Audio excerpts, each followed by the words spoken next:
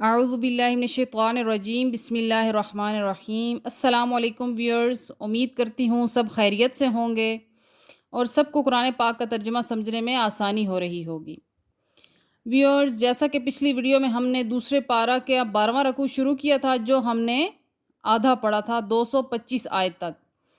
آج ہم اس کو انشاءاللہ مکمل کریں گے۔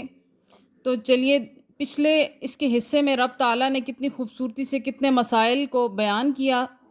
ہر آیت میں۔ پہلے حیض کے ایام کے متعلق بیان کیا، پھر میاں بیوی کے رشتے کے متعلق بیان کیا، اس کے بعد پھر رب تعالیٰ نے قسم اٹھانے کے بارے میں بیان کیا۔ آگے دیکھتے ہیں رب تعالیٰ آگے کیا ارشاد فرماتا ہے اور ہمارے کن کن مسائل کو حل کرتا ہے۔ اعوذ باللہ من الشیطان الرجیم بسم اللہ الرحمن الرحیم۔ للذین، ان کے لیے جو یولونا قسم اٹھاتے ہیں، من نسائہم، اپنی بیویوں سے، تربصو، مہلت، اربعتی، 4 اشہرن، 4 مہینے کی مہلت، فإن، پھر اگر فاؤ، رجوع کر لیں، فإن اللہ، تو بے شک اللہ تعالی، غفور الرحیم، بخشنے والا اور رحم فرمانے والا ہے۔ زمانہ جاہلیت میں لوگ عورتوں کو تنگ کرنے کے لیے قسمیں کھا لیتے تھے کہ تمہارے زوجیت کے حقوق بھی پورے نہیں کروں گا اور تمہیں اپنے نکاح سے بھی آزاد نہیں کروں گا۔ اس طرح بیچاری عورتیں ان کے نکاح میں جکڑی رہتی ہیں اور زندگی اسی طرح اپنی مشکل میں گزارتی۔ لیکن قرآن پاک نے ان کی زندگی کو آسان بنا دیا کہ رب تعالیٰ نے فرمایا کہ جب تم قسم کھا لو تو تمہارے لیے 4 مہینے کی مہلت ہے۔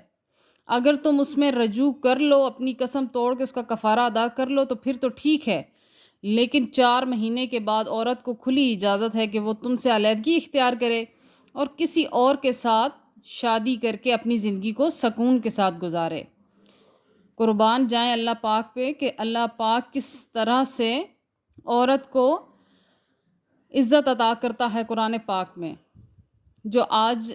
خواتین سڑکوں پہ آ کے اپنے حقوق کے لیے لڑتی ہیں، وہ کاش قرآن پاک پڑھ کے اپنے حقوق کے بارے میں جان لیں کہ اللہ پاک نے کس طرح سے عورت کے حقوق بیان کیے ہیں، کہ دین اسلام کتنا وسیع دین ہے، کتنا رحمان ہے رب ہے، کہ جس رب نے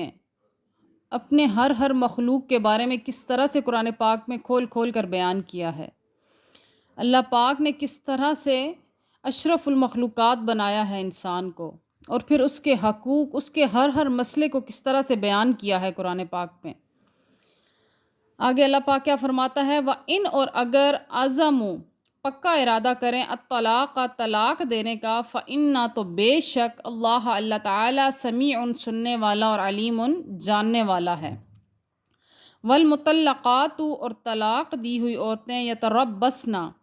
روکے رکھیں، بانفسہن، اپنے آپ کو، ثلاثۃ قروء، 3 حیض تک، ولا یحل، اور جائز نہیں ہے، لہن، ان کے لیے، ان کے، یکتمن، وہ چھپائیں، ما، جو خلق اللہ، پیدا کیا ہے اللہ تعالیٰ نے، فی ارحامہن، ان کے رحموں میں، ان، اگر، کننا، یؤمننا، وہ ایمان رکھتی ہوں، باللہ، اللہ تعالیٰ پر، والیوم الآخر، اور روز قیامت پر، وبعولتہن، اور ان کے خاوند، احق، زیادہ حقدار ہیں، بردہن، ان کو لوٹانے کے، فی ذالک، اس مدت میں، ان، اگر، اراد، وہ ارادہ کر لیں، اصلاحا، ولہن، اور ان کے لیے، مثل الذین، جیسے جو حقوق، علیہن، ان پر، بالمعروف، دستور کے مطابق، وللرجال، اور مردوں کو،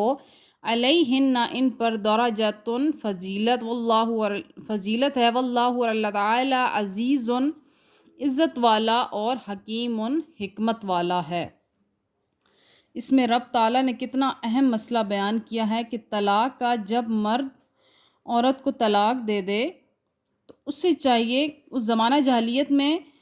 جب طلاق ہوتی تھی تو عورتیں فوراً سے دوسرے مرد کے ساتھ نکاح کر لیتی تھیں، لیکن رب تعالیٰ نے یہاں پر اس کو بھی منع کر دیا ہے کہ فوراً سے کسی کے ساتھ نکاح نہیں کرنا،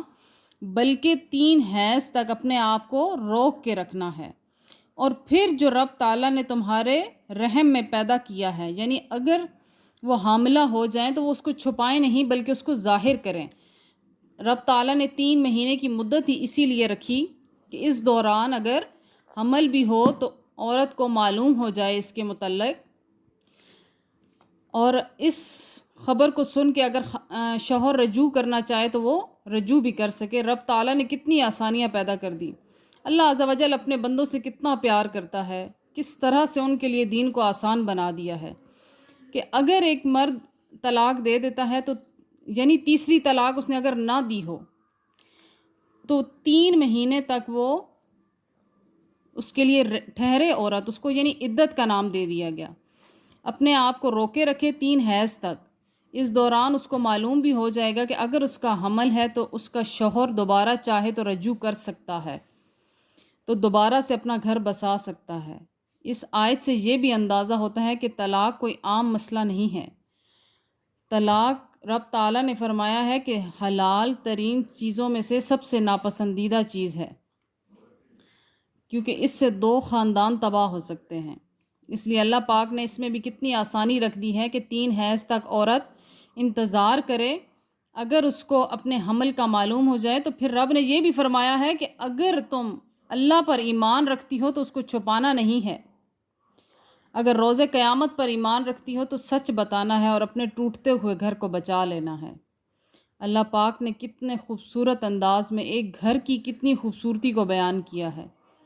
ایک خاندان کی خوبصورتی کو بیان کیا ہے کہ اللہ پاک کو جو بچہ ابھی دنیا میں آیا نہیں ہے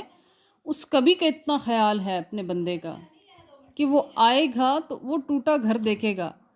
اللہ پاک نے فرمایا کہ اس بچے کو دیکھ کے اگر تم گھر اپنا بچانا چاہو تو بچا سکتے ہو، رجوع کرو اور اپنے گھر کو بچاؤ اور خوشی سے زندگی گزارو۔ اللہ پاک ہمیں توفیق عطا فرمائے کہ ہم بھی اللہ پاک کے بتائے ہوئے اصولوں پر چلیں اور اپنی زندگی کو اس طرح آسانی کے ساتھ اور ہنسی خوشی رب کا شکر ادا کرتے ہوئے گزاریں۔ اللہ پاک ہمیں اس کو سمجھنے کی، اس پر عمل کرنے کی توفیق عطا فرمائے۔ وآخر دعوانا ان الحمد للہ رب العالمین۔